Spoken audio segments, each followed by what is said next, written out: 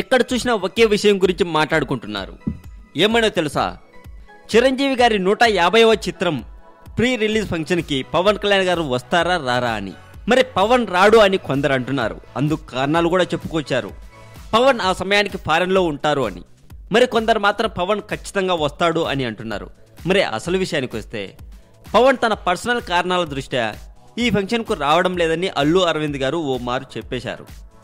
ఆ తర్వాతి రోజే రామ్ చరణ్ మాట్లాడుతూ అందరితో పాటు బాబాయ్ పవన్ కళ్యాణ్ను కూడా ఆహ్వానించడం నా బాధ్యత అని, రావడం రాకపోవడం ఆయన ఇష్టం అని అనడంతో ఇంకా పవర్ స్టార్ హాజరుపై సందేహాలు తొలగలేదనే విషయం అర్థమైంది. ఇప్పుడు అన్నయ్య భార్య సురేఖ గారు తన కన్న తల్లితో సమానం అని పలుమార్లు పవన్ స్వయంగా చెప్పిన సంగతి గుర్తుండే ఉంటుంది అందరికీ. పవన్ రాకపోవడాన్ని ఆమె మాత్రం జీర్ణించుకోలేకపోతున్నారట. అందుకే ఆమె స్వయంగా పవన్ ఇంటికి వెళ్ళి మరీ ఆహ్వానించాలని డిసైడ్ అయ్యారని తెలుస్తుంది.